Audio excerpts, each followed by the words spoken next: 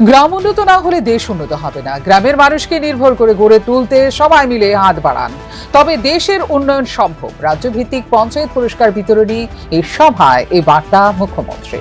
দ্রব্যমূল্যের ঊর্ধ্বগতি বিষয়টা সম্পর্কে খোদ অবগত হলেন রাজ্যের মুখ্যমন্ত্রী ডক্টর মানিক সাহা।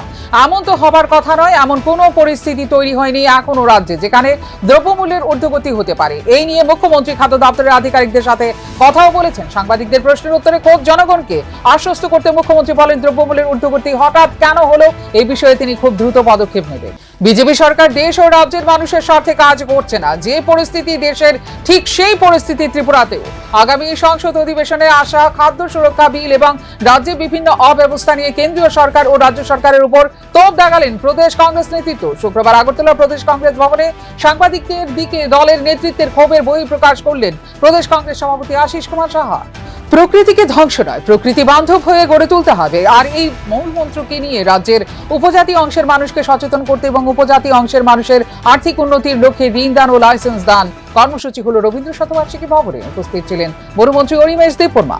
দেশ জুড়ে জনগণনায় অংশ নিলেন রাজ্যপাল ইন্দ্রসেনা রেড্ডি নালু। শুক্রবার সকালে আগরতলা লোক ভবনে স্বগণনার মাধ্যমে জনগণনা 2027 প্রক্রিয়ায় অংশ নেন তিনি। এদিন লোক ভবনে অনুষ্ঠিত এক কর্মসূচিতে রাজ্যপাল নিজেই অনলাইনের মাধ্যমে নিজের তথ্য নিবন্ধন করেন।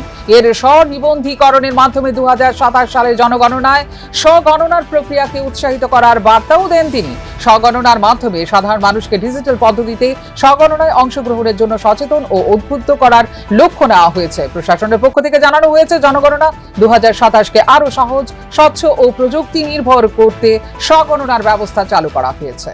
মিডিয়া সম্মেলন 2026। এই সম্মেলনে যোগ দিতে নয়াদিল্লি গেলেন ত্রিপুরা স্বনামধন্য সংবাদ মাধ্যমের এক প্রতিনিধি দল। এই টিমে আছেন রাজ্যের বেশ কয়েকজন প্রবীণ সাংবাদিক ও এডিটররা। শুক্রবার নতুন দিল্লির IIIDEM সম্মেলনের প্রথম দিনে অংশগ্রহণ করলেন রাজ্যের বিশিষ্ট সাংবাদিকরা। সঙ্গে ছিলেন দেশের বিভিন্ন গণমাধ্যমের ব্যক্তিত্বরা।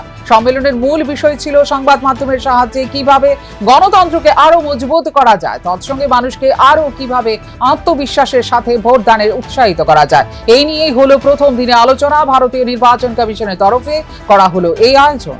আর মাত্র হাতে গোনা 4 দিন বাকি, তারপরেই শুরু হবে পুরাতন আগরতলা চতুর্দশ দেবতা মন্দিরে ঐতিহ্যবাহী খার্চি পুজো ও মেলা।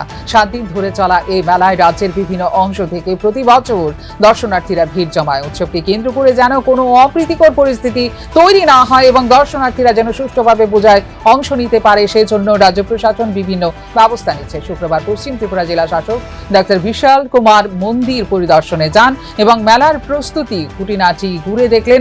মেলার সার্বিক প্রস্তুতি, নিরাপত্তা, যান চলাচল নিয়ন্ত্রণ, পরিচ্ছন্নতা, পানীয় জলের ব্যবস্থা, বিদ্যুৎ সরবরাহ ব্যবস্থা নিয়ে সংশ্লিষ্ট আধিকারিকদের সঙ্গে কথা বলেন। ফের যাত্রাপুর থানার পুলিশ গোপন খবরের ভিত্তিতে 47 কেজি শুকনো গাঁজা উদ্ধার করলো। তবে এই গাঁজাগুলোর মালিক কে বা কারা, এ নিয়ে এখনো নির্দিষ্ট কোনো সন্ধান পুলিশ পায়নি। সন্ধান নাকি চলছে। ঘটনা যাত্রাপুর থানার অন্তর্গত ছাম্মামুড়া গ্রামের পার্শ্ববর্তী একটি রাবার বাগানে। যাত্রাপুর থানার ওসি পার্থনাথ ভৌমিক জানিয়েছেন, তাদের কাছে গোপন খবর আসার সঙ্গে সঙ্গে তাৎক্ষণিক নির্দিষ্ট স্থানে গিয়ে খোঁজাখুঁজি শুরু হয়। অভিযান চালিয়ে তারা 2টি বস্তাবন্দি শুকনো গাঁজার ব্যাগ বাজেয়াপ্ত করলো।